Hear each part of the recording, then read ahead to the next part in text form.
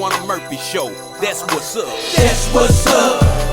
Towanna Murphy Show. That's what's up. Towanna Murphy Show. That's what's up. The Towanna Murphy Show. In the last 4 years, you've seen the true colors of everybody that didn't like us. So I'm not gonna say names right now, but only thing I'm gonna say is you better hope your ass don't get in trouble, and you need Murphy to get you out of it. That's what's up. The Towanna Murphy Show. When you got to tune in, want the real in your host. What's going on, man? She knows the most. Memphis and Mid-South, tune in, cause the diva is on. That's what's up. And good evening. You're watching the Towanna Murphy Show right here on SVP TV, Comcast 17 and 31. You can also watch this show on Roku, Apple TV, On Demand, Amazon Fire, and more. You can also download the app on your phone. Many of you have downloaded the app to watch the show live. So if you download the app, you can watch the show live right from your phone without commercials, without any of that. Of course, you will get another show that we'll bring back on with the commercials, but you can watch this show live right now if you download the SVP TV app on your smartphone, your Apple TVs or your smart TVs or your Androids. Don't talk about my Android because y'all been talking about my Android for 3 weeks now. It's G14 classified, so don't talk about my Android. But y'all been talking about my Android, but it's all good. I'm not gonna even trip about that. I ain't gonna trip about y'all talking about it. But you can download the SVP TV app right there on your phone, your tablets, your smart TVs. You can download it anywhere in the world. But you can also watch the show live on Comcast 17 and 31, where over 500,000 people watch this show in the Shelby County area. Good evening, happy Monday to everybody. Of course, we got the verdict. Billy Ray Turner is found guilty on all 3 counts. We've been waiting for this for 12 years. Some people said we thought it was done sooner. I did too, though. I ain't gonna lie. I thought it was done too. I was like, I know they done with this murder case, but they just got done with it and he was found guilty on all 3 counts. So now Lorenzo Wright mama can kind of rest. She can rest and she can, get some sleep because she's been bothered with this for 12 years. So I just wanted to make sure that I specified that because they said, Towanna, you forget all the stuff. You don't be mentioning stuff. Because I do. When I start talking, I forget stuff. So y'all know that. I start talking, I go somewhere else and I forget what I'm saying. So I want to tell y'all today that he was found guilty on all 3 counts. There's no need to go into detail about it. Y'all already know he killed Lorenzo Wright. Sheriff had something to do with it.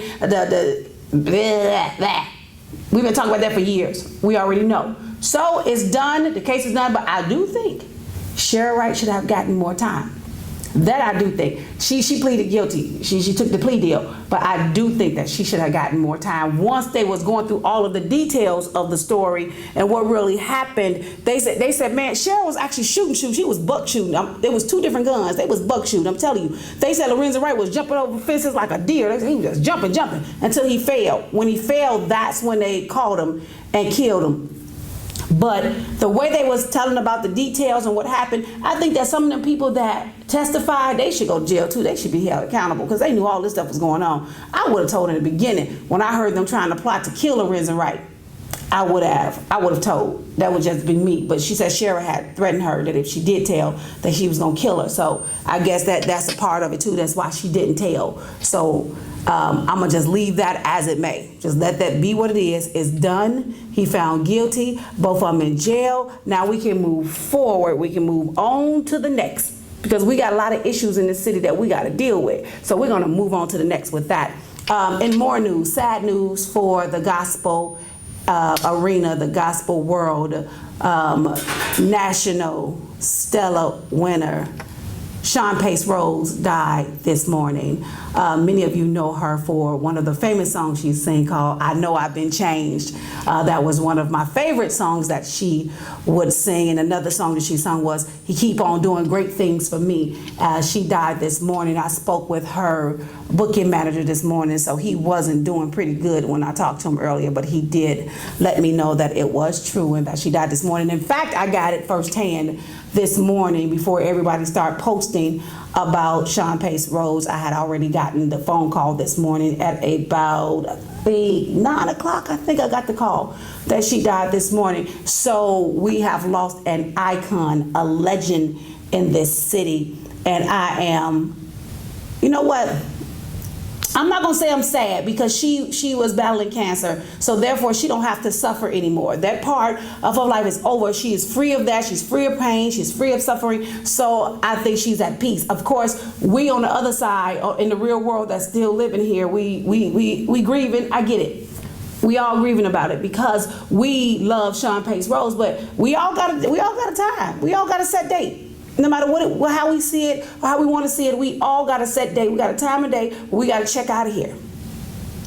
And so today was Sean's day, and Sean has been battling. Okay, y'all know she has been suffering, and she's still been trying to go and do events and do gigs. In fact, she was just here a few months ago in Memphis, but she was still trying to work, even though she was hurting. But she's at peace now, and I'm at peace with it. I'm sad to see her go, but I'm at peace with it because she's not suffering anymore. Many of us was, complaining about the, she gone. Well, yeah, she gone. She gone to be with the Lord. She don't have to suffer anymore. I don't see. It hurts sometimes when. Let me see how I want to rephrase this. It hurts sometimes when people die. I get it. My sister died of cancer about 6 years ago, and I think it's selfish of us as family members to still want to see them around knowing that they're suffering. We're not suffering. We're not hurting. We're not in pain, but they are. And so when she took herself off of the chemo, my family was mad. My brother was fussing. He was like, well, I don't want to take off herself for chemo. I don't want her to die. And I said, that's selfish of us. Even with my dad, I told my dad, I said, that's selfish of us. That's selfish. She's hurting. We're not. She got to lay there every day. She got to deal with the pain every day. And she said, enough is enough. So she took herself out for chemo. So I had to persuade my daddy and persuade my sister and persuade my brother, let her go. She's suffering. Let her go. We're not suffering. That is selfish. That is so selfish of us as human beings, as people, to see our loved ones go through pain and suffering, and we still want to see them here. That's just selfish of us. And I didn't think that was cool. Yeah, we gonna hurt that she's gone, but guess what? She's at peace. She's not hurt anymore. So we have to think about that when our family members have dealing with cancer, been battling with cancer for so many years, and they decide they want to take themselves off of chemo because they just want to go ahead and let the Lord do his thing. And so Sean Pace is at peace right now. And so I just wanted to make sure I specified that and got that out the way. But we'll miss her. She'll be missed. Sean Pace will be missed. I met Sean Pace, when I was 25 years old at the Kojic convention. I met her. I was backstage working the stage, and that's when I met Sean Pace. I don't even know my picture that because it was so long ago. I was young, 25 years old. I ain't gonna tell y'all how many years ago that was, but I was 25 when I met Sean Pace Rhodes at the convocation, and it was amazing just to see her sing. When I tell y'all she tore house, I was about 25 years old, y'all. She tore house. She tore house. And then I met her again when I was in my 30s, Sean Pace. I met her in my 30s, and amazing woman. She is an amazing woman. I had an amazing time talking to her. I think I interviewed her some years back. But I enjoyed meeting Sean Pace, and I just wanted to tell her family that we send our condolences out to her booking manager. Dwayne Chris is gonna be all right. I promise you, it's gonna be all right. It's gonna be all right. And I know you heard, because that's your girl. That's your girl. That's my girl. That's all of our girl. But she's at peace with the Lord now, and we have to accept that, embrace it, and just take it a day at a time. So I just wanted to make sure I said that and specify that to everybody. Sean Pace Rose will be missed. She is a gospel legend. I'm Towanna Murphy. I got to go to a quick commercial break, and when I come back from my commercial break, the next voice you will hear is Erica Sugarman. She is running. She's a candidate for County Commissioner District 12. She's the only female that is in that, is running for that seat. I think it's 4 men and 1 woman.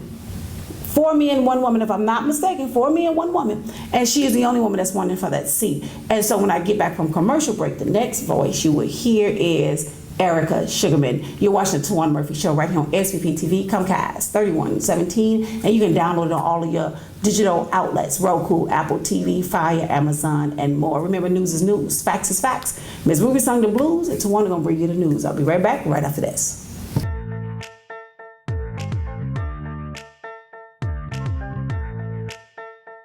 Hey folks, it's Issa Haddad here. I got some good news and a special invitation for you to come see me here at Sunrise, Collierville. Come on down, check out my inventory with new, pre-owned, and certified vehicles to choose from. I can get you financed when no one else can. Come on by, bring your family. I treat you like family. Come see me, Issa, here at the #1 dealership in the Mid-South, 4605 Houston Levy Road, Sunrise, Collierville. Come on down, check out my inventory with hundreds of vehicles to choose from, pre-owned, new, and certified. Good news from Sunrise Chevrolet. Get in your new vehicle today. Come on in, ask for Issa. Bankrupt, slow pay, bad credit, it's okay. Let Issa put you in your brand new truck or car today when you shop at Sunrise Chevrolet, Collierville. And don't forget, ask for me, Issa. Can you actually imagine hosting your next event at the all-new SVP Banquet and Event Center? Yes, spacious, beautiful venue with plenty of parking, located in the heart of East Memphis. Let us host your next intimate birthday gathering, family repast, bachelorette party, wedding and reception, baby shower, corporate meeting, social club event. Call us today. Don't wait. 901-244-6874. The all-new SVP Banquet and Event Center. And we're back. You're watching the Towanna Murphy Show right here on SVP TV, Comcast 17 and 31. You can also watch the show on Roku, Apple TV, Fire TV, on demand, and all of your digital outlets. Remember to download the app. If you download the app, you can watch the show live right now on your phones, on your tablets, on your TV screens. All you have to do is download the SVP TV app, and you can watch this show live, and you can watch it on YouTube and on Facebook Live. So you'll be able to see the show again. When we're done, you'll be able to see the show again. It'll go live again on Facebook. Of course, we're on our Facebook Live, so y'all see these cameras right here. We got our cameras up too, so we can see the Facebook folk too while they talk to us. But I would like to introduce my guest for today. She is the one and only Erica Sugarman. She is running for County Commissioner, District 12. Thank you for coming, Erica. And thank you for having me. Oh my gosh, this is so much fun. I know, right? Already. Oh, she just got here. She just got here already. There's not a dull woman on my show. I want to make sure I tell you that. So tell the people a little bit about yourself. Okay, my name is Erica Sugarman. I'm running for County Commission District 12, and that's everything east of Ridgeway, always the State Line Road to Poplar Pike. A little bit of Germantown and a little bit of Collierville. Now, people ask, why are you running? Well, my thing is advocacy. I've been working in the fields, helping people all my life. I'm an educator for 23 years. I've been helping teachers, advocating for teachers. Eric, look at the camera. Okay. Not that I'm going to look at the camera right there. Tell the camera. Okay. So advocating for teachers, parents, and students. In fact, I've even taught my students how to advocate for themselves. My students have a bill that's actually at the state level, and it may be approved, okay? It's going to be debated in the Senate and the House, and it's driver's education. Okay. And so I'm really stoked about that. So when I'm elected, I will also educate my constituency. Now, having said that, people want to know, what's your platform? Let me tell you my platform. Yeah, that was what you asked the question before I asked you what's your platform. I'm taking both roles, right? Right, taking both roles. What's your platform? Okay, so, we send more money to the states than any other county in the state of Tennessee. And it's not commensurate with what we get back. Okay, that is not fair. We want our equitable amount, and so that we can take that money and then fix our roads. The infrastructure here is horrible. Also, we need to invest in broadband. The other thing is, people are always talking about crime, and they want to live in safe neighborhoods. Well, we can do a lot of things with that money once we get that back from the state. Right. And my thing is the state has their knee on our throats constantly. Every time we progress, they pass a law to stop the progression. Look what's going on in Mason, Tennessee, for example, Ford. Yes. Okay, look at, for example, the critical race theory. Okay, they're claiming that critical race theory is all about black history, and it's not. They use the critical race theory to take out black history in the classroom. I think it's shameful. I think that we as a people, we need to stand up. Yeah. And I will be that voice. Yeah, Okay, and- I'm ready to take that fight on. Right, and that's where, you know what, you just brought something up, because I spoke about that a few months ago, about them taking black history out of the schools. Yes. We need to go back and re-implement that. Right. Because I didn't think it's fair that, that the kids don't get to learn about their history, but we have to learn about everybody else's history, and that's not fair at all. That's not fair, because it's like we learn about everybody else's history. Exactly. But we're not allowed to learn about our history. And so what does that do to our black and brown children? It basically makes them voiceless, okay, and invisible. And so we need to reinstitute, we need to also take the state back to court, okay? Every time they implement a bill that's unconstitutional, we end up spending taxpayers' money. Why? Why? It's not just Shelby County, it's West Tennessee. West Tennessee. And we need to galvanize. And they call me the Crusader. Yeah. Okay. I heard that. Because I'm ready to fight, okay? That's been in my DNA from fighting from when I was a child, when my parents pushed me out on the front line. And I was one of the first black kids to integrate campus school. And my stepbrother, Malik Afambi, he was one of the Memphis 13. Okay. And so historically, we've been fighting. That's in my DNA. Right. And I will continue to fight. But my campaign consists of millennials. I want to take them along the way and show them the way, Right. so then they can take on the torch. Right. Right, and that's what needs to happen right now, because we are losing our millennials. We are. We are losing them, and it seems like nobody wants to do anything about it. They'll speak about it during the election time, but after they win their seat, we don't see them taking action on what they promised the people, what they promised the millennials. Well, I don't know, because you're talking about Tammy Sawyer. Now Tammy Sawyer gonna hold on. Tammy Sawyer gonna hold. The one thing about Tammy, Yes. Tammy gonna hold to her word. Yes. There's one thing about her that I know, and somebody said something about me, because I had said something about Tammy a while back, and somebody said, "Well, you don't like Tammy." I said, "No, it's not that I don't like Tammy Sawyer. Tammy Sawyer has some views, and it's like, huh?" And something about to look like, huh? And so after I really looked at Tammy and listened to her and where she was going with them views, I was like, oh, okay. Now I see where she's going with. Because at first I was like, Tammy, come on, and you lost me. And that went over my head.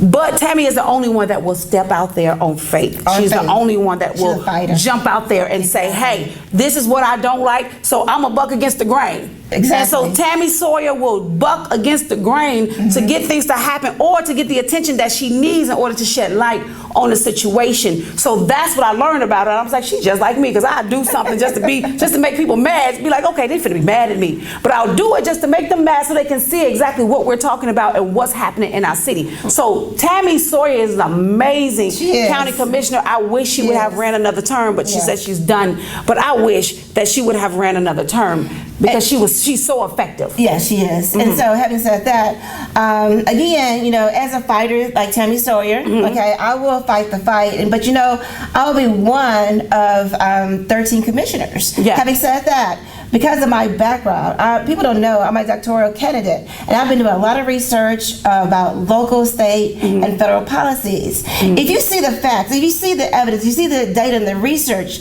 which supports certain things, such as eliminating cash bonds, for example, like bringing back oversight to juvenile court system, such as not trying our kids as adults, adultifying our children, taking the SROs out of the classroom. Why are we arresting our children? What are we saying to our children? Yeah. We're adultifying our children, we're sexualizing our children, and it's got to stop.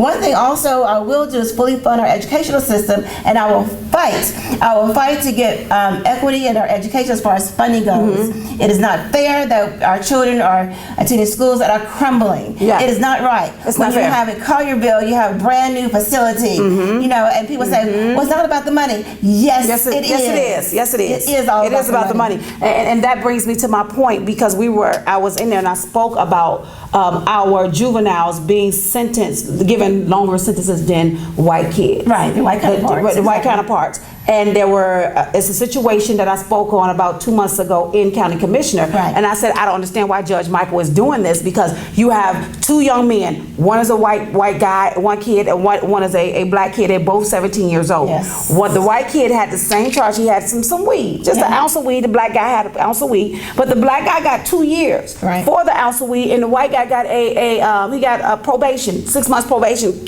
community service. And they have them living in jails that's nasty. They just treat our African American children, our black and brown children, wrong. So I spoke to a parent that her son is there, brown people, and I spoke with her, and she's Mexican, and she said, well, Towanna, she said, my son's been there, she said, and he hasn't eaten. They treating him wrong. They're jumping on him. They're locking him down. They're not giving them the food they need. But the white kids are getting all of the privileges, and the black and brown kids are not getting anything. So when I spoke at the county commissioner 2 months ago, that's what I brought up, and I said we need to take Judge Michael out of that seat. We need to get somebody that's fair to everybody, not just the white kids, but they need to be fair to everybody all around. They need to be charged the same crimes. So if you charge a black kid with 2 years for an ounce of weed, you need to charge the white kid. Right, and you know, that is true. And also in my classroom, I'm having my students to read a book. It's called When Kids Are Arrested, because they don't know what to do. And their parents don't know, because children, you don't understand this, under the age of 18 do not have constitutional rights. They don't. They think they do, but they don't. And do not plead out for your child, because you're not helping your child. No. You're setting your child up for a life of failure. So what I would love to do is to not only continue to educate the children, but their parents as well, because they don't know. Too. And the system is set up so that you're exactly right. So that the ones that are advocating for the kids are typically the white parents. Well, we also got to help and support the black parents also. Once they're released out of jail, to help them transition back into the classroom.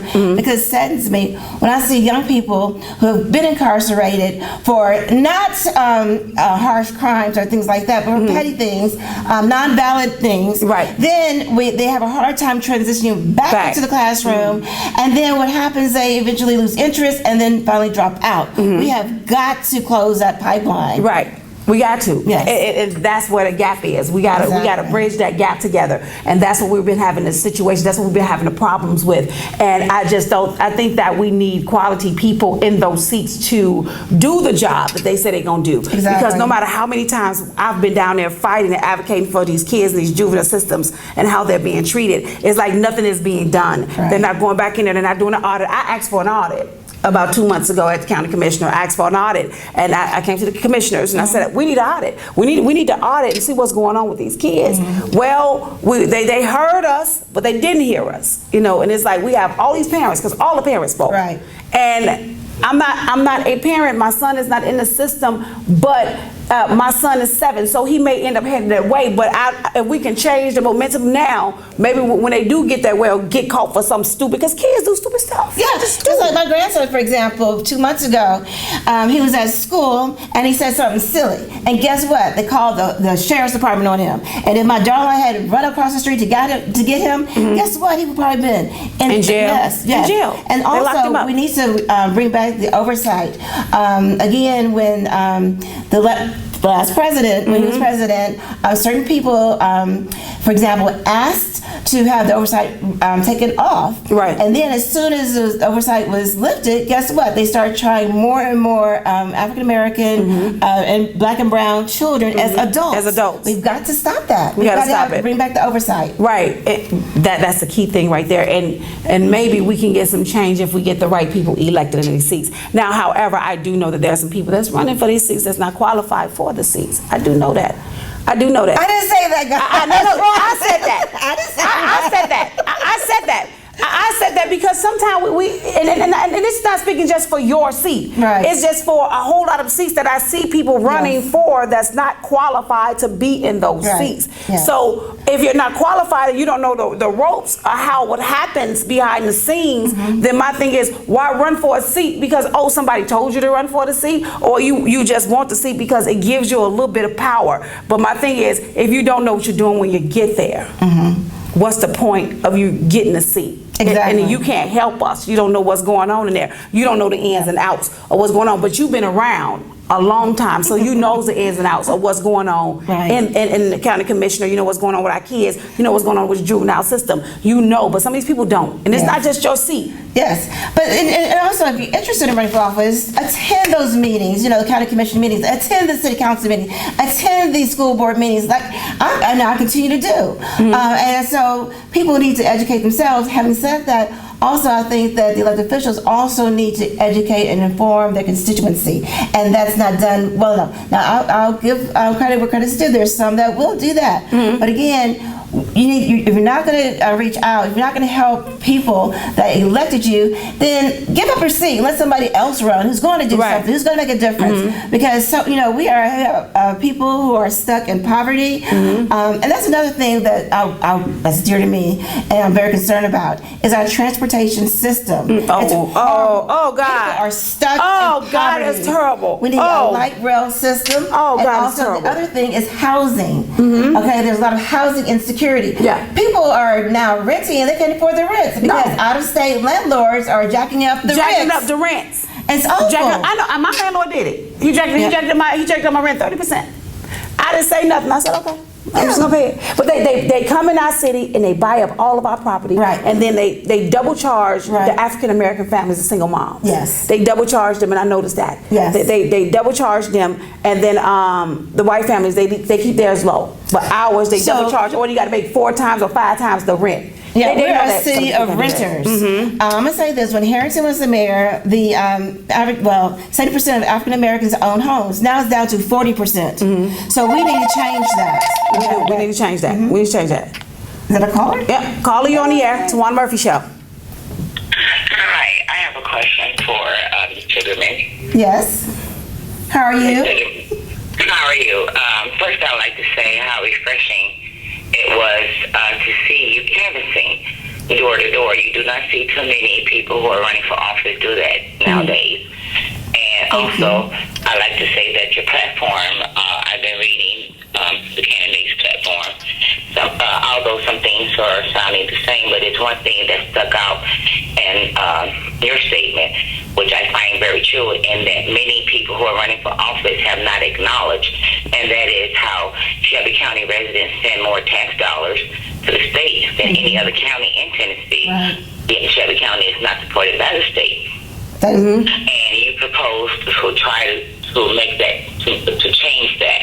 And so I would like to know, do you have a plan in place, if you happen to win office, on how to get more tax dollars from the state to Shelby County to combat some of the problems that's going on in our community? That's an excellent question. Yes, I do have a plan in place.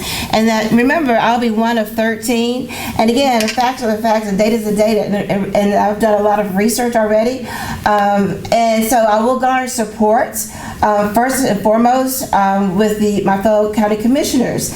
The second thing is I want to reach out to the counties in the West, okay, that are here, who are also being victimized, because every time we progress, there are laws passed to contain and control Black and brown people. And so I want to garner support. I've already been reaching out to other candidates in other counties. And there's yes, we need to garner support, and we need to go after the states. And that's number one. Then number two, okay, voting and lawsuits. My dad was a civil rights activist as well as an attorney, and he said, those are two things that you can't go after, and that's the voting booth, what they're trying to stifle, and then lawsuits. So get ready, Nashville, because here we come, and we're not playing. And I appreciate that, because like I said, I have not seen many candidates. Matter of fact, you're the first I have seen to actually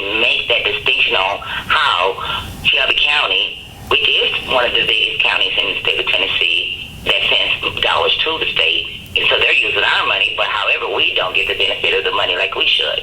And that's how come I think that part of your platform I admire the most. And secondly, the fact that you actually were going door to door. Thank you. Canvassing to speak to your candidates. So my final question to you is this. Okay. You in office. I'm going to say you in office, okay? Yes. And you're now one of our commissioners for District 12. How will you keep District 12 residents involved in what is happening? Because I believe the community is as good as the people that live in it. You've got to be involved along with your commissioner to fight with your commissioner to make change in your community. So if there are something that you have in mind to probably come back to, not come back to the community because you live in the community, but in a way get your community more civically involved. Like you have mentioned how children need to become civic-minded, which is true, but the residents also have to become civic-minded. Everyone does not go to the meetings. Right. So how will you keep District 12 residents and voters mainly informed on what is going on and what you're trying to do? Okay. She didn't answer my question. You didn't ask the question. I threw my card. That was one of my questions. Go and ask the question. She did. Okay, very good. And so social media. I'm sorry. Next door, there are all kinds of platforms, emails, newsletters, and so again, if you're informed and you're educated about the issues, then I want to hear your position. For example, there are a lot of things that happen to us, but not with us, and that's a huge problem. Having said that, let me give you my number, 901-292-7968, and that is not a Google number, that is my cell number. So call me. Call me now and call me after. Okay, 901-292-7968. And that's my cell number. Okay, well, I appreciate you answering my question, and I wish you all the luck, and I look forward to casting my vote for you. Thank you so much. Thank you. I appreciate that. Okay, all right. Thank you for calling. Again, the phone number is 901-244-6874. I forgot to tell y'all again. 901-244-6874. Pamela just said something on Facebook. She said she was just having this conversation today. So y'all call in because I'm trying to read. While she talking, I'm trying to read. Because guess what? The show is about her. It's about her answering the questions, whatever questions you may have. So if you want to speak with her directly, call in 901-244-6874 because I always forget to give the number out. 901-244-6874 is the number. I keep forgetting that. Or call me 901-292-7968 because we're going canvassing again this coming up weekend, and we're going to be in the Hickory Hill area, and then we're going to move on to like Fox Meadows. I have a little bit of Fox Meadows, and we're going to keep moving every Saturday, and we're going to be at New Direction from 9 to 12. So please join us. We need your support, we need your help, and we need your vote. So my next question to you, because she asked one of my questions, two of my questions actually. So my next question is, if news sources were available, what one area of service would you feel the most need at? Oh my gosh, our children. Shelby County Schools, and again, I'm a numbers person. Y'all may not realize I have a degree in finance. Okay, and so I like to crunch numbers. Now, only 11% of our children are reading at grade level. Having said that, the state has now implemented that there's a literacy test given to third graders. And so guess what? If they don't pass the literacy test, they're going to be either retained or go to summer school. Now, having said that, so we need literacy programs not only for children but adults. We need also fun things for children to do. We need summer camps. We need all kinds of apprenticeship programs. We need to expand some of the programs we already have, like Employ. So one thing I would like to focus on are our children. And also, as I mentioned before, housing. How can we stop these poverty, these out-of-state landlords, gouging the rent? And so there's a couple things that we can do. Number one is that for example, hold these landlords accountable. I keep hearing the excuses from elected officials. Oh, we can't find them. But guess what? You can deal with them on the front end. Exactly. On the front end. Opposed to the back end. Okay. The other thing is our transportation. We have people stuck in poverty. Oh, also cash bonds. That's going to go quickly. Yeah. Because that impacts, it's a class race issue. Yeah. And it impacts us, the working class people. And we've got to get rid of that, number one. And so there are a lot of things. I have a checklist of things, okay? So you all gonna get whiplash. Right, exactly. And you know what? Let me go back and piggyback off of what you said. I have a summer reading program. It's called Project Let's Read. Okay. And it's from kindergarten to 5th grade. That's it's wonderful. a 8-week program, and it's from June 1st to August 3rd. And they're there with me Monday through Thursday from 10 to 1 o'clock. Okay, where is it and how can Well, it actually is in West Memphis. They sponsored it. Okay. I came to Memphis last year to sponsor, but nobody would sponsor. Okay, How so about that? we need you here in Memphis. Our babies need you. Okay. So they wouldn't sponsor it. Okay. And so I had went to everybody to ask for help to help sponsor the Project Let's Read in Memphis. But and so what I was doing was I was going to split the days. I was going to do West Memphis on Monday, Wednesday, and Tuesday, Thursday do Memphis. But they wouldn't do any of that. Memphis wouldn't help. So West Memphis took the whole thing, but they wouldn't do it. We need you here. We need our babies need you but here. Yeah, but they wouldn't do it. But the kids there learned basic reading, basic math, and intro and cursive writing. Right. So I taught them that, and I check on these kids periodically throughout the year, and the parents said they're doing well. Right. So that is one of the things that that's my thing. That's my niche. Right. I'm a stickler with teaching, and I don't want nobody to teach. I'm gonna teach. I want nobody else to come in and teach because I know how I teach, and my teaching methods are effective. Right. My son is 7 years old. He reads on a 7th grade level. His math is 5th. He's just in the 1st grade. Wow. And it's That's because impressive. throughout the pandemic, I work with him. Flashcards, numbers. We crunch numbers, like you said. We crunch numbers. We go through stuff, and any little thing I see that's educational in the house, I'll ask him a question wonderful. and form it in a question for him. So we need more parents like you, and so we also need to show the parents, how to do what you're doing, so they can work with their own children. Having said, there is so much need here in Memphis and Shelby County. Also, we need to expand some of the programs, and also reach out to the faith-based community and let them, also we need a table where we can all get together from different communities, from different faith-based communities, from nonprofits to small businesses. We need a brain trust. Yes. Where we get all kinds of ideas so we can all have a say in how we move forward. Now, go back into the transit system. Okay. I told them my idea years ago about what we should do with that transit system because I think that we're doing it all wrong here. It is all wrong. It should be a north-south bus and an east-west bus.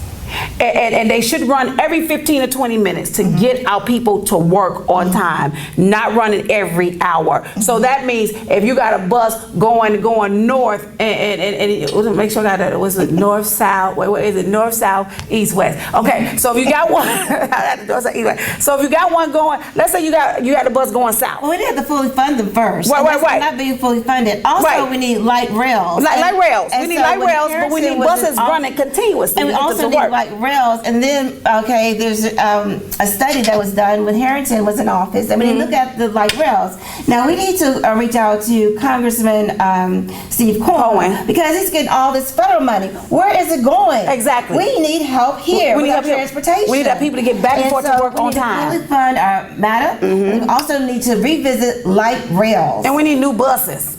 And people cannot get to these jobs. They can't. They can't. And it should be accessible. Right. They should be able to get there. And let's talk about pilots. Oh God. I know. Oh God. Oh. Okay, so pilots. you're taking taxpayers' money, predominantly black and brown taxpayers' money, and then you're giving it to people who have money, and they're getting a tax break, if you will, and they're turning around and hiring people, and they're not making even a living wage. That's number one. Number two, those tax breaks should go to small businesses so they can thrive and expand. Number three, there should not be a free ride. No. They should at least be taxed for education as well as for transportation and infrastructure. Right. So those are the things that, and last time I read, when I was going, I was talking about pilots and tips and things like that. The developers came after me. And people said, stop talking about that. But no, we need to talk about it, continue to talk about it, because now it's time to talk about it. We're running for office. Right. When is it going to be time to talk about it? It's time to talk about it now. Exactly. We should have been talking about years. We've been talking about years ago, but like you said, they sweep it under the rug. Right. They don't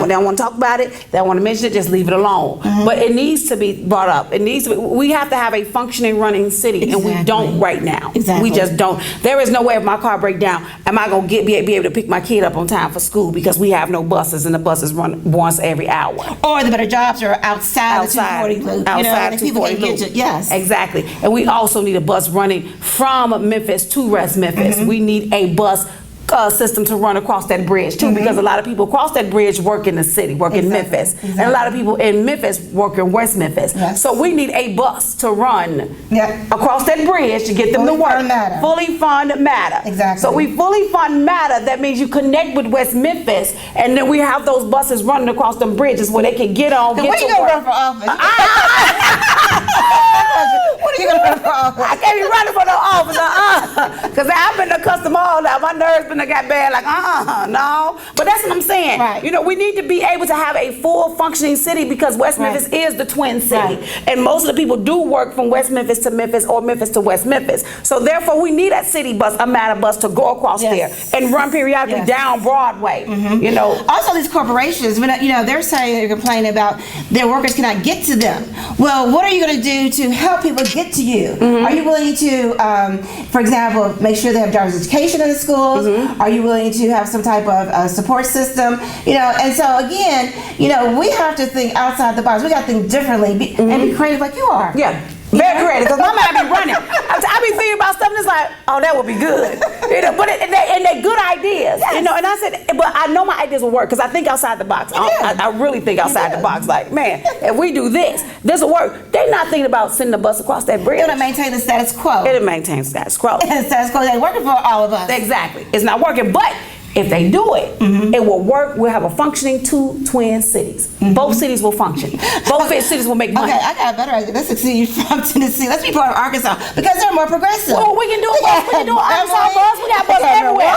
Right, we got a bus. And also, their state legislators have term limits. And so we have people in office at the state level, again, with their knee on our neck. Okay, it's time we take that knee off our neck. We got to get off our neck. Exactly. We got to get off our neck. We got to get functioning things. We got to make sure our city is thriving. We are the blues city. People can't get on a bus. Like when we have these people come in from Memphis and May. They got to try to get Ubers, and they got to try, or they walking. We should have buses that's running 24/7 where they can get on them buses. Not to mention the streets, the potholes, and the potholes. Oh God, don't talk about the potholes. Don't talk about the potholes, because see, and that's another thing that needs to change with these potholes, because they said, this is what they said.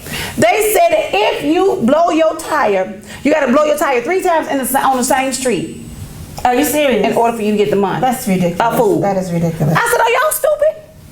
So you mean tell me if I bust my car, my tire on Shelby Drive and Mill Branch, I gotta bust my tire again on Shelby Drive and Mill Branch and Shelby Drive? That's stupid to me. Yeah. It shouldn't matter where you bust your tire. We should be refunded for that. Exactly. But we're not. It's got to be the same place, same time, and you got to report it. Yep. But they need to do better with our streets. But they only do better with our streets when it comes to election time. So it's election time, so some of these streets gonna be fixed. Some, but not all. Not all. Exactly. Some, but not all. So that's why we need, quality people in these positions that's gonna make sure the work is done. Because there is no way we should be living like this. There is no way we should be thriving cities. There is no way we should have proper transportation from all through Memphis to Arkansas to West Memphis. Exactly.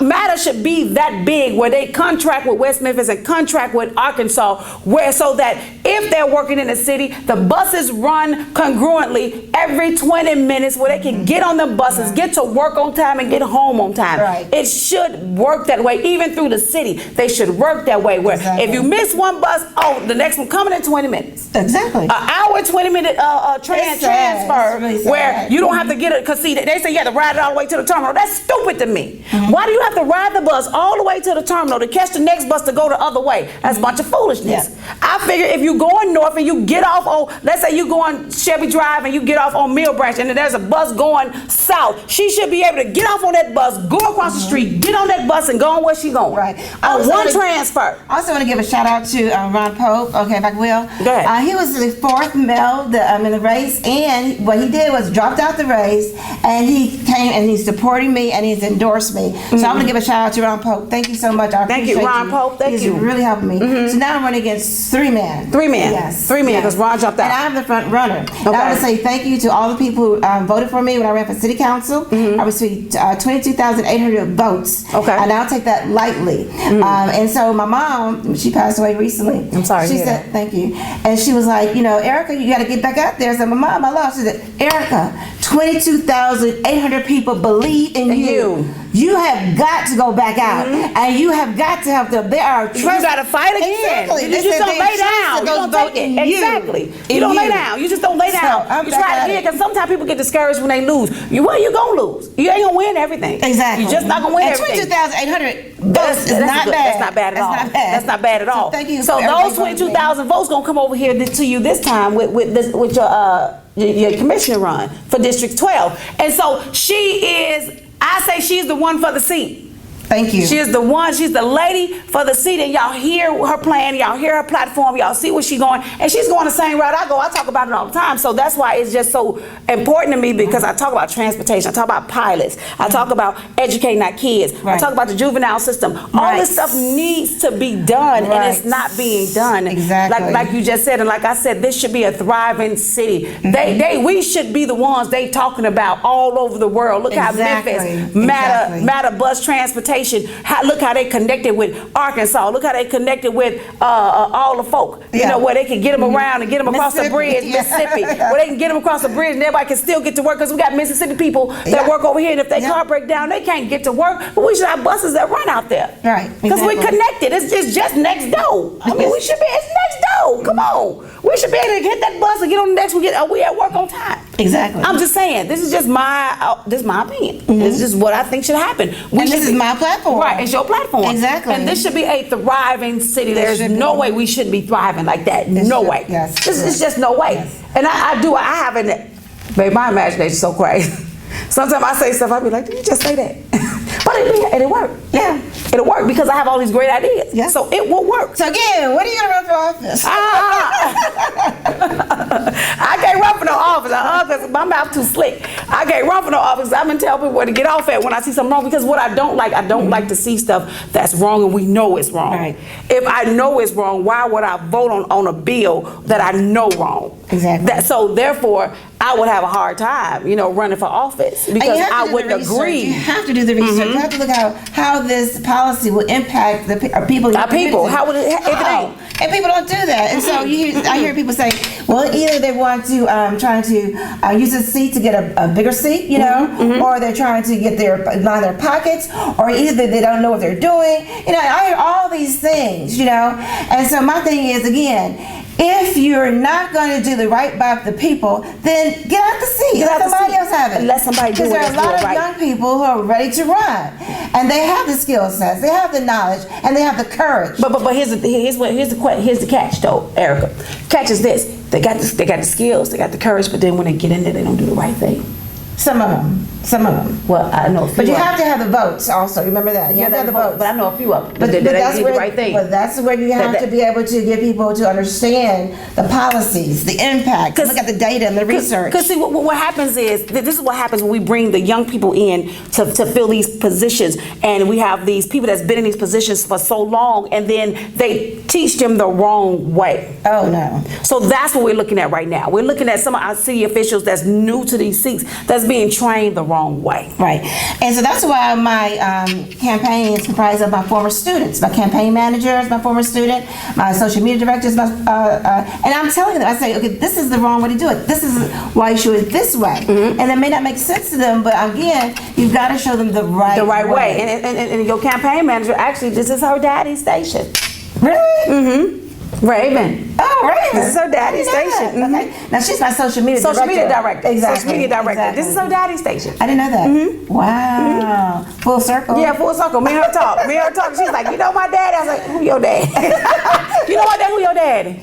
Who is your dad? He said, Sam Smith. I said, yeah, I do know your dad. I've been knowing your dad a long time. And then there are people, for example, on the school board who've been there forever. Okay, and so parents and teachers have been saying we need term limits for the school board. We do. Somebody asked me to run for school board too, and I told them no because I was the president of Policy Council, and I was overseeing millions of dollars for the schools, and so I had to make final decisions for them last year and the year before last. 2 years I did Policy Council, so I was over the budgets for the schools and how much money we were spending, where it was going, who was spending what. I need to look at the credit cards. I need to know who doing what. And so when we get to these meetings, Stephanie Love, I hope she getting well. Please pray for her. Stephanie Love, she pulled me to the side. Was like, "You're doing a good job, girl." And it's like, what? She said, "Because baby, they scared to even report to you because they get up there and be like, well, the expenditures." I said, "What they shaking for? I'm just gonna look it over." So everything that they send to me, they send it to me ahead of time. I look over it before I go to the meeting.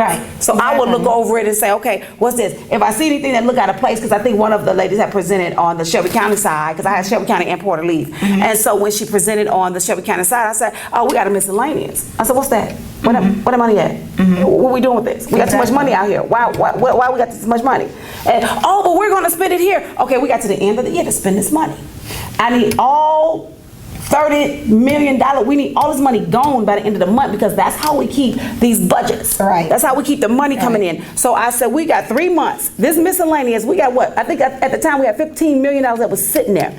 But one thing that Shelby County Schools does not do, okay, for example, people say, well, how, you don't really control what they do, but there's ways of doing everything. It is. You can earmark money for different things and it has to be spent for that particular thing. Exactly. So you have to know how to work the system. Because otherwise you're not going to get anything accomplished. No. Okay, and so if it was working before, then that's fine. But these things are not working. It's not working for the majority of the people in Shelby County because you have too much poverty. You have too much unemployment. You have people who are becoming homeless. You have insecurities as far as food, etc.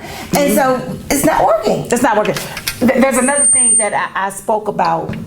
And maybe when you get elected, we could work on that. That's putting trades back in these high schools. Oh, definitely. We need to put these trades back into high schools. So most kids don't want to go to high school. They want to come out and have a trade. They want to be a mechanic. They want to be a nurse. Or they can start with a school that's going to do strictly nursing, like CNA. They can have a summer job to keep them out of trouble. I talked to the trade, and they were saying the same thing, that they want we need trades back in school. Because that way, when they, for example, have a trade, they're making more than living wage. More than living wage. They can afford a house. Right. They can afford a car. They can afford insurance. There we go. So I taught medical assistant at Anthem Career College for 8 years. Then I taught for veteran. Well, you know what they have in schools now? They virtual training. Oh my God. No.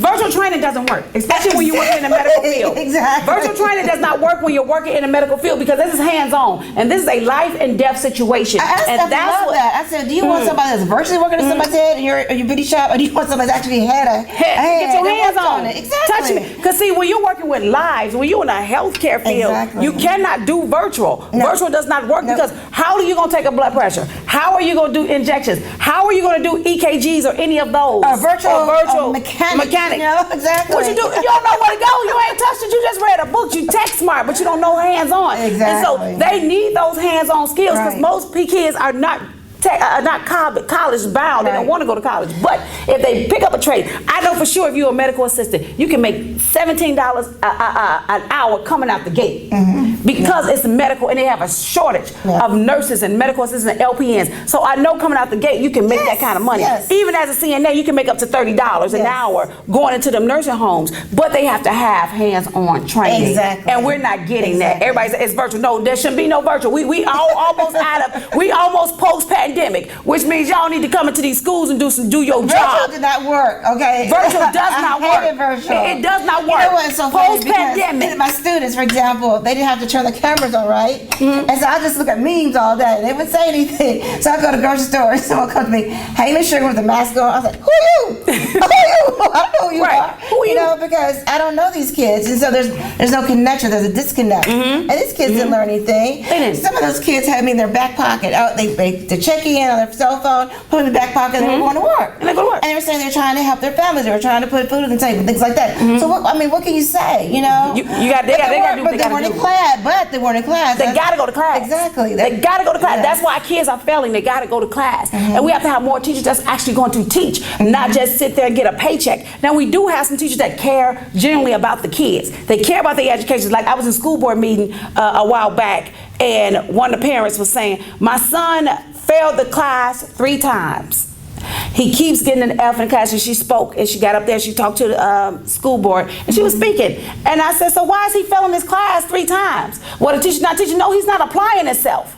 So you can't just blame everything on the teacher. You got to blame it on the child too, because the child has to apply himself. Right. It's not all about the teacher. And you as the mom, I understand if you don't know Al Jarreau, because me and Al Jarreau don't get along long time ago. Well, you know what? We got to bring rigor back into the classroom because we have watered the curriculum down to the point they're not really learning anything. And so it's not about the numbers. It's about how many kids graduate. Regardless if they can read and write, just push them through. Push them through. That's why that No Child Left Behind Act failed, because the No Child Left Behind failed our kids. Our kids Race to the top was push them because they old. Race to the top. Don't leave that out. Right, race to the top. Just push them to the next grade because they old. Yeah. Because they don't need to be here, but they don't know nothing.